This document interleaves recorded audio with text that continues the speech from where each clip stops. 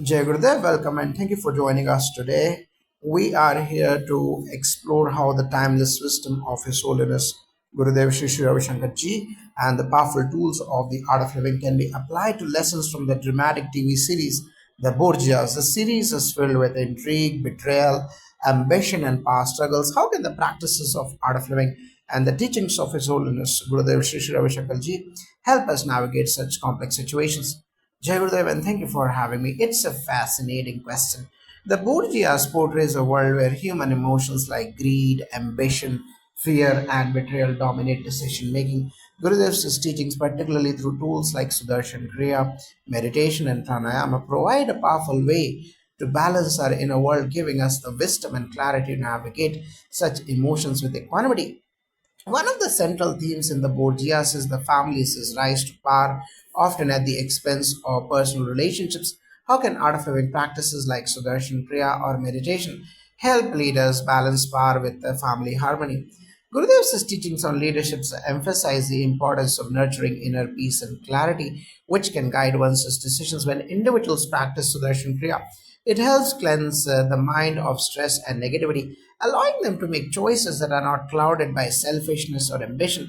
In the case of the Borgias, if the family members had practiced meditation, they could have experienced a deeper connection to their true selves, which would have helped them avoid destructive past struggles.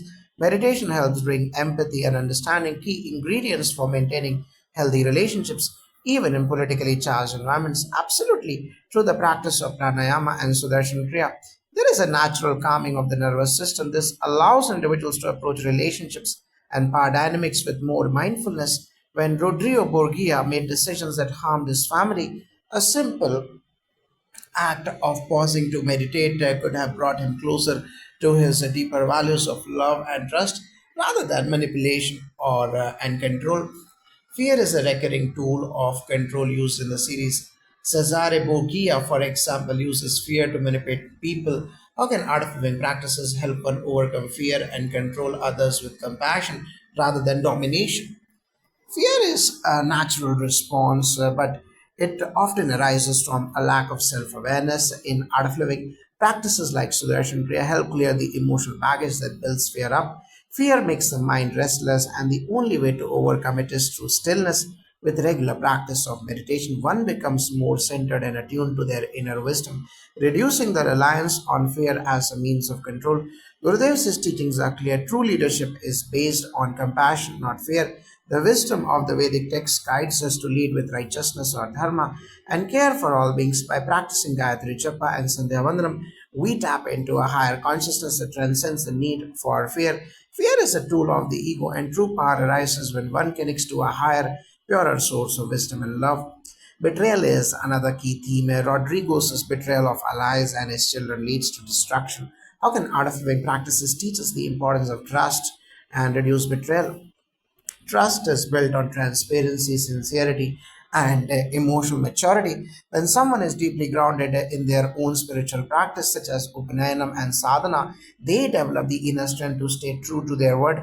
In the Borgias, Rodrigo's lack of connection to a higher moral compass led him to break trust by practicing daily spiritual sadhana, such as Gayatri Japa and Trikal Sandhya. Individuals develop a deep sense of integrity that helps them stay true to their commitments and avoid betrayal. That's right, meditation helps cultivate trust within oneself first, so we can be trustworthy toward others. When Rodrigo used betrayal as a political tool, if he had practiced Shakti Kriya or the teachings of Upanayana, he might have developed a sense of connectedness and compassion that would have steered him away from exploiting those around him. Caesarius' ambition leads him down a path of self sabotage. How can art of living practices guide us to manage ambition without falling into self destruction? Ambition in itself is not bad, it's the attachment to results that leads to suffering. Through pranayama and sudarshan kriya, individuals learn to separate their actions from their outcomes, cultivating a sense of detachment. This detachment helps them avoid being overwhelmed by their ambition. When Caesarius' ambition overtakes his wisdom, he is bound to make impulsive decisions. Regular practice of meditation would have helped him pause and reflect before rushing into destructive actions. In the Vedic tradition, balance is key through Sanyam Sadhana of level 1 and level 2. We learn to approach life's challenges with equanimity. Ambition, when balanced with inner wisdom, can be a force for